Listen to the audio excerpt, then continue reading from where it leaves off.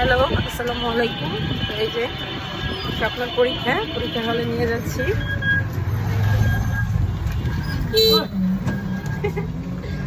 দুই ভাই একসাথে বসা, তো ওর সিট পড়ছে হচ্ছে আর সেটা বলা যাবে না। তো এখন চলে যাচ্ছি পরীক্ষা হলে। ছেলে বললো সিট পড়ছে, ওর সিট পড়ছে হচ্ছে খানকান্দি স্কুলে। তো খানকান্দি নিয়ে যাচ্ছি, দুই ভাই যাচ্ছে। ছোট ভাই মোরসালিন, ভাইয়ের দিয়ে কি যাও? বাইরে দিয়ে আসতে যায়। লাইফের কিছু ভালো লাগার মুহূর্ত থাকে যা কখনো এক্সপ্রেস করা যায় না। আমার লাইফেও আজকে এই দিনটা খুব ভালো লাগার একটা বিষয়। তো ছোট ছেলেকে যেহেতু রাখার কোনো জায়গা নেই করে নিয়ে নিলাম। তো আমরা ইজি বাইকে করে যাচ্ছিলাম ছেলের পরীক্ষার হলে। তো ছেলের পরীক্ষার হল খুব কাছেই, তো আমরা তাড়াতাড়ি করে পরীক্ষার হলে চলে আসছি এবং ছেলেকে পরীক্ষার হলের ভিতরে দিয়ে দিলাম। তো এবার একটু সবকিছু আইনিও মাইন কানুন একটু করা, তো আমি আর ভিতরে যেতে পারিনি। তো আমি পুনরায় বাসায় চলে আসছি। বাসায় এসে টুকটাক কিছু কাজ ছিল, সেই কাজগুলো কমপ্লিট করলাম। কমপ্লিট করে তারপর হচ্ছে যেহেতু আমি একটা জর্জেট ড্রেস পরা ছিলাম, সেটাকে চেঞ্জ করে একটা সুতির ড্রেস পরে নিলাম। মোটামুটি ভালো গরম পড়েছিল।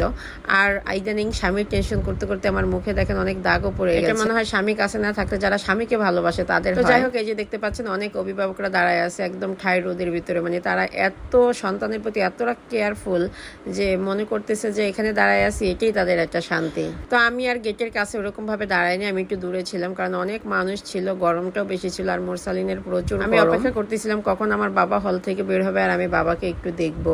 তো এদের ভিতরে আমার কিছু কলিগও আছে যাদের দেখে খুব ভালো লাগলো। তারপর পুরান কিছু বান্ধবীদের সাথেও দেখা হইলো, মনটা একদম ভালো হয়ে গেল। কারণ এখানে অনেক আমার বাবার বাড়ির থেকে অনেক ছাত্রছাত্রীরা আসছে পরীক্ষা দিতে। মেয়েদের বাবার বাড়ির লোক থাকলেই তো মনটা ভালো হয়ে যায়। তো শেখপুরের অনেকেই আছে এখানে।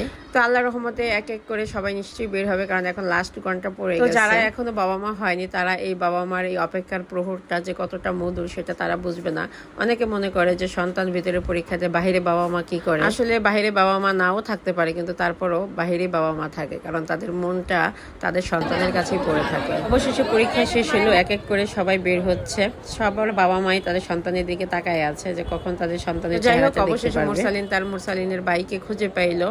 আমরা মানুষের ভিড়ে মোরসালিনের ভাইয়াকে নিয়ে বের হচ্ছি। তো সামনে প্রচুর ভিড় ছিল, যে ভিড়ের কারণে আর এতটা রোদ ছিল যেটা ভাষা প্রকাশ করার মতো না। তো আমরা ওখানে আর গাড়ি পাইনি। তো গাড়ি না পাওয়ার কারণে আমরা হেঁটেই চলেছি, যেহেতু গাড়ি পাওয়াই যাচ্ছিল না। আর ও তো আর ওর বন্ধুদেরকে রেখে একা গাড়িতে করে চলে আসতে পারে না, আর সেই ছেলেও আমার না। তো বন্ধুদের সাথে হাঁটতেছে, সাথে কিন্তু আমাদের মোরসালিনও হাঁটতেছে। যাই হোক, জীবনের একটি গুরুত্বপূর্ণ একটি দিন আজকে শেষ করলাম। তো যারা আমাকে এই দিনটা উদযাপন করার জন্য সাহায্য করেছেন ক্যামেরার পিছনে, সবাইকে অনেক ধন্যবাদ। আল্লাহ হাফেজ।